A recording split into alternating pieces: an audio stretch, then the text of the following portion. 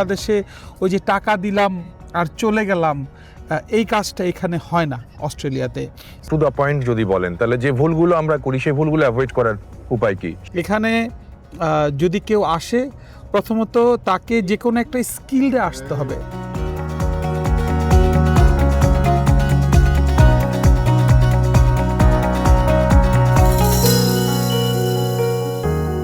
আমাদের অনেকের কাছেই স্বপ্নের দেশ অস্ট্রেলিয়া। প্রতি বছর অন্তত 20,000 বাংলাদেশির ওই দেশটিতে অভিবাসী বা ইমিগ্রেন্ট ভিসা পাওয়ার সুযোগ আছে। গত বছরেও প্রায় 12,000 শিক্ষার্থী ভিসা পেয়েছে। কিন্তু নানা ভুলে অস্ট্রেলিয়া যাওয়ার এই পথটিও কঠিন হয়ে গেছে ইদানিং। এই সুযোগে অস্ট্রেলিয়া যাওয়ার ভিসার প্রলোভন দেখিয়ে ব্যবসা খুলে বসেছে একটি চক্র, যা খুবই বিপজ্জনক অভিবাসন প্রত্যাশী ও শিক্ষার্থীদের জন্য।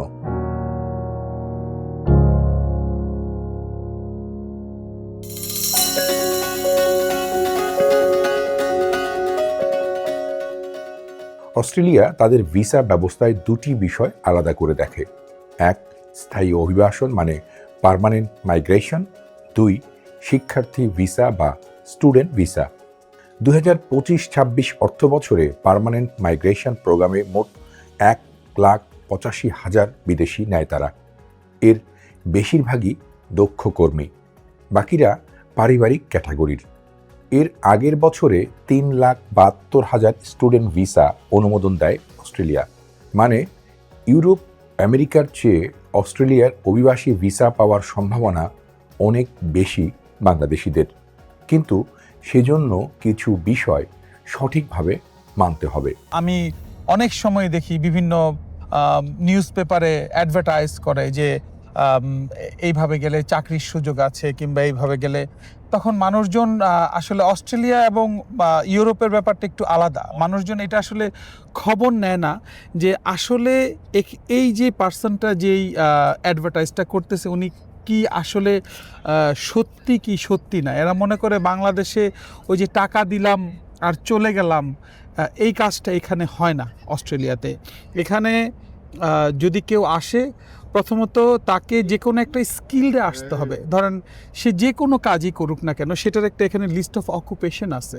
ধরেন ফর এক্সাম্পল আমি যদি শেফ কুকের জন্য একটা রেস্টুরেন্টকে ধরি, এটার একটা লিস্ট অফ অকুপেশন আছে।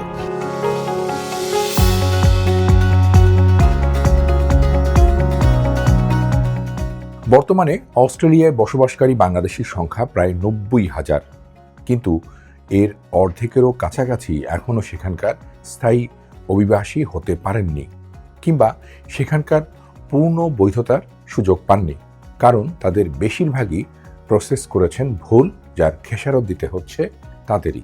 বাংলাদেশি শিক্ষার্থী কিংবা যারা অভিবাসন প্রত্যাশী, তারা অনেকেই এই দেশটাকে স্বপ্নের দেশ মনে করে, অর্থাৎ ভবিষ্যৎ গড়ে তোলার জন্য, নিজের ভবিষ্যৎ প্রজন্মকে একটি সুখী জীবন দেবার জন্য এই দেশটাকে বেছে নেয়। কারণ এখানকার ওয়েদারটা চমৎকার, খুব বেশি ঠান্ডা নয়, খুব বেশি গরম নয়। এখানকার যে রুলস অফ রেগুলেশন সেটা খুবই চমৎকার, কারণ মানুষের শান্তিপূর্ণ এবং মানবিক জীবনযাপনের যে কায়দা কানুনগুলো থাকা দরকার তা এখানে রয়েছে। এবং এখানে যদি কেউ একবার পিআর পেয়ে যান, কারো যদি সিটিজেনশিপ হয়ে যায়, কেউ যদি পাসপোর্ট পেয়ে যান, তাহলে তার পরবর্তী জীবনটা একেবারে নিশ্চিত নিরাপত্তার সাথে হয়ে যাবে। কারণ শিক্ষা, স্বাস্থ্য, পরিবেশ এবং তার ভবিষ্যৎ যে রিটায়ারমেন্ট প্ল্যান, সেটাও চমৎকারভাবে এখানকার গভর্নমেন্ট করে থাকে। সে কারণেই অস্ট্রেলিয়াকে বলা হয় পৃথিবীর অন্যতম আধুনিক, নিরাপদ, মানবিক দেশ।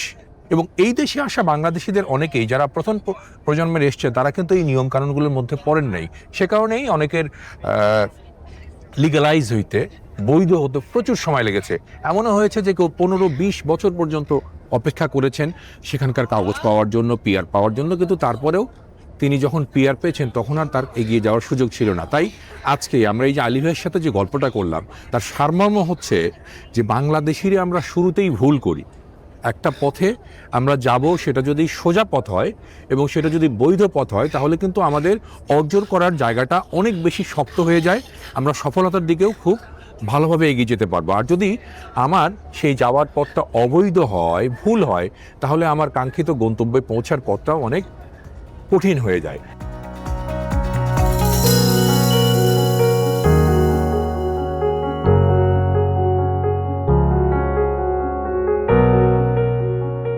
আবার ফ্রুট পিকিং বা বাগান থেকে আপেল, কমলা, আঙুর পাড়ার জন্য অস্ট্রেলিয়া বিদেশি কর্মী নেয়।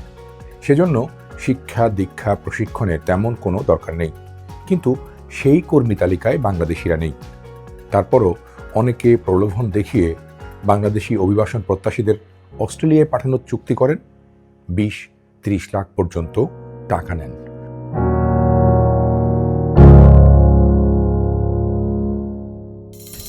শুধুই একজন ওয়েটার চলে আসবে কিংবা আমি থালাবাটি মাজতে আসবো, এইটা আসলে হয় না।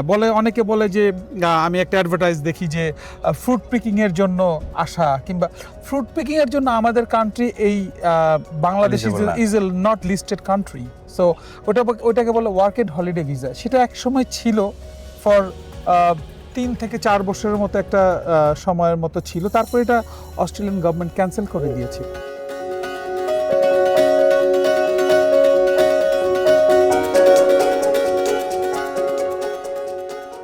অস্ট্রেলিয়ায় বাংলাদেশিদের জন্য এখনও সুযোগ আছে, কিন্তু 10-15 বছর আগের মতো যে কোনো কোর্সে ভর্তি হয়ে পরে পিআর পাওয়ার যুগ প্রায় শেষ।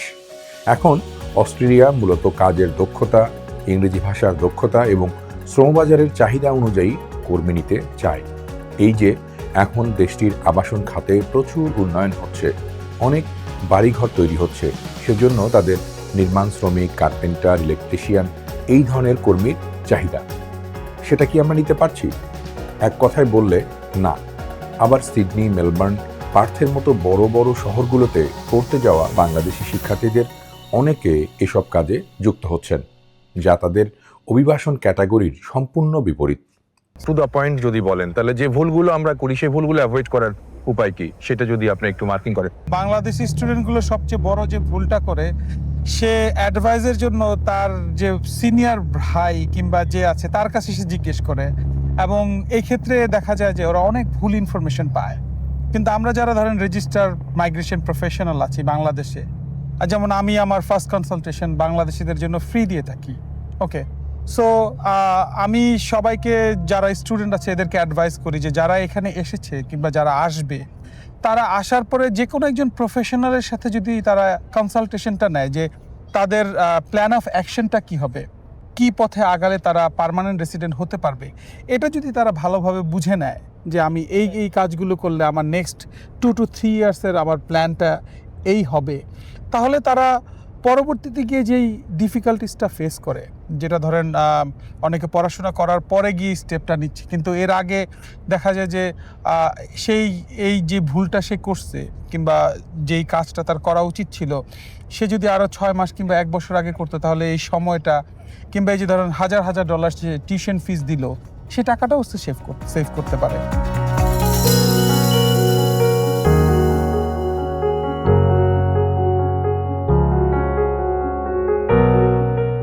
কন্ট্যাক্ট করে যারা বাংলাদেশ থেকে ভিসা দেওয়ার চেষ্টা করে যে 20 লাখ 30 লাখ টাকা, সেই চুক্তির বিষয়টা আসলে কি? তাহলে এটা টোটালি ফ্রড? এটা আমি বলবো টোটালি ফ্রড। কারণ হলো অস্ট্রেলিয়ান গভর্নমেন্টের যে রুলস, সেই রুলস অনুযায়ী কন্ট্রাক্ট করে কোনো ভিসা যদি কখনো প্রুভ হয়, তাহলে এদের এগেনস্টে লিগ্যাল অ্যাকশন নেওয়া হবে। জেনুইন স্টুডেন্টদের জন্য অস্ট্রেলিয়া সবসময় খোলা। সো জেনুইন স্টুডেন্টরা যারা আসবে, তাদের প্রথমত যে চেষ্টাটা করতে হবে, তারা একটা ইউনিভার্সিটিতে আসবে, নট কোনো ইনস্টিটিউশনে অ্যাপ্লাই করবে। ইউনিভার্সিটি, অস্ট্রেলিয়াতে অনেক ইউনিভার্সিটি, বিভিন্ন স্টেটে বিভিন্ন ইউনিভার্সিটি আছে।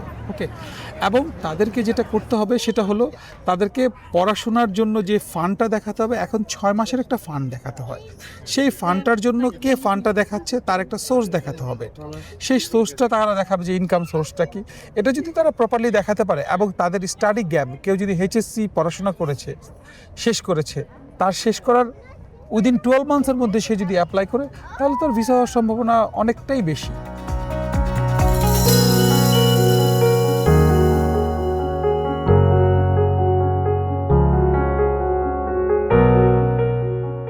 স্কিল মাইগ্রেশন বা দক্ষ অভিবাসনের ক্ষেত্রে সবচেয়ে শক্তিশালী একটি সুযোগ বাংলাদেশিদের জন্য আছে। যাদের পেশা অস্ট্রেলিয়ায় এই তালিকায় আছে, তারা সরাসরি বা ধাপে ধাপে পিআরের সুযোগ পেতে পারেন, আর এতে সময়ও কম লাগে। এই ক্ষেত্রগুলো হচ্ছে নার্স, ডাক্তার, ইঞ্জিনিয়ার, আইটি বিশেষজ্ঞ, সাইবার সিকিউরিটি, শিক্ষক, নির্মাণ খাতের ইলেকট্রিশিয়ান, প্লাম্বার, ওয়েল্ডার এবং কৃষি ও আঞ্চলিক কিছু পেশা। পরিকল্পনা করে এসব সেক্টরে কেউ যদি অভিজ্ঞতা নিয়ে অস্ট্রেলিয়া যেতে পারেন তাহলে আর কষ্ট করতে হবে না।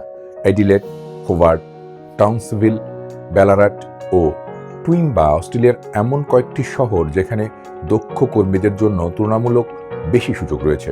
যারা প্রফেশনালি কিংবা কাজের জন্য আসতে চায় তাদের যারা প্রফেশনালি কাজের জন্য আসতে, এখানে অস্ট্রেলিয়াতে স্কিল্ড মাইগ্রেশন, যেটা সাব ক্লাস 189, 190 এবং 491, তিনটা সাব ক্লাসে তারা আসতে পারে।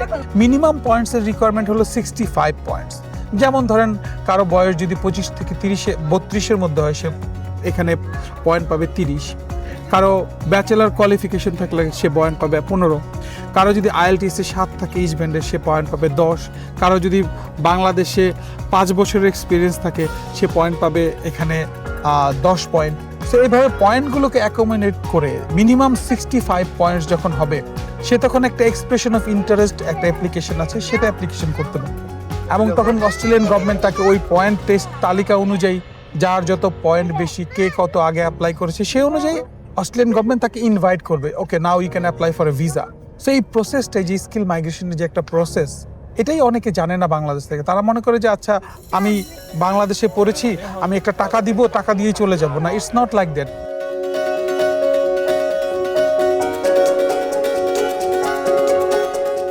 যেখানে পড়াশোনা, পার্ট টাইম চাকরি, স্নাতকোত্তর কাজের সুযোগ এবং পরবর্তীতে দক্ষ অভিবাসনের পথটা কিছুটা সহজ। তবে অস্ট্রেলিয়ায় যেতে শিক্ষার্থীরা যে ভুলগুলো বেশি করে তা হলো কোর্স নয়, শুধু দেশ দেখে যাওয়ার সিদ্ধান্ত নেন অনেকেই। কিন্তু কোন কোর্স ভবিষ্যতে চাকরি ও দক্ষ অভিবাসনের সঙ্গে সম্পর্কিত সেটি অনেকেই যাচাই করেন না।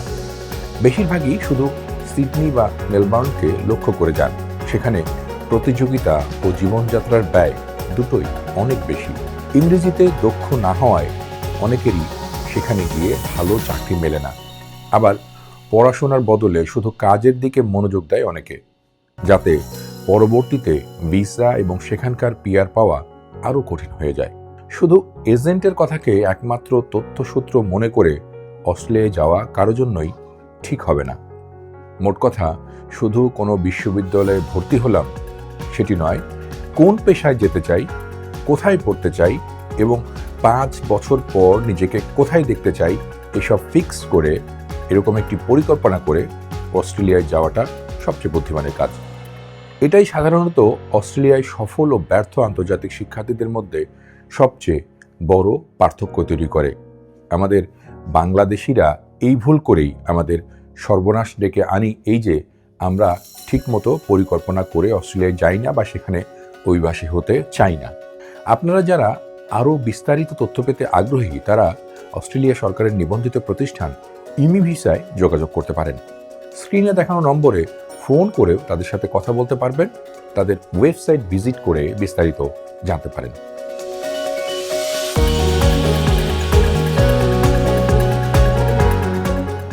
আমরা আমাদের দর্শকদের জন্য এই সুপারিশ করব, যারা অস্ট্রেলিয়া আসতে চান তারা অবশ্যই একটি অ্যাক্রিডিটেড এবং এখানকার গভর্নমেন্টের লাইসেন্স প্রাপ্ত প্রতিষ্ঠানের প্রতিনিধির সাথে অবশ্যই যোগাযোগ করবেন, তাদের পরামর্শ নেবেন। তাতে হয়তো একটা নির্ধারিত ফি আপনাকে গুনতে হতে পারে, কিন্তু আপনি এটা নিশ্চিত হলেন যে সেখানে আপনি প্রতারিত হবেন না, কিংবা তারা আপনাকে ভুল ভাল বুঝিয়ে অযথা আপনার কাছ থেকে কোনো টাকা নিয়ে নেবে না। আমরা আমাদের দর্শকদের জন্য আরও একটা সাজেশন দিব, সেটা হচ্ছে যে বাংলাদেশি যারা শিক্ষার্থী ইউরোপের অনেক দেশে পড়ালেখার জন্য যান, সেখানে নামমাত্র হয়তো খরচ আছে কিংবা স্কলারশিপ আছে, কিন্তু অস্ট্রেলিয়ার মতো এরকমের প্রতিষ্ঠিত কিংবা প্রসিদ্ধ কিংবা বিশ্ব কি বলবো, এটাকে এক ধরনের গৌরবও বলতে পারি আমরা, কারণ অস্ট্রেলিয়ার শিক্ষা বিশ্বের অন্যতম ভালো শিক্ষা এবং উন্নত মানের শিক্ষা। এখানে পড়লে, এখান থেকে ডিগ্রি নিলে আপনাকে আর কখনো পিছু ফিরে তাকাতে হবে না। আপনারা সবাই ভালো থাকবেন। সিডনির এই যে গল্প আজকে আমরা বললাম, এটা শুধু আপনাদের ভালোর জন্যই আর মানুষকে জানানোর জন্যই। আল্লাহ হাফিজ।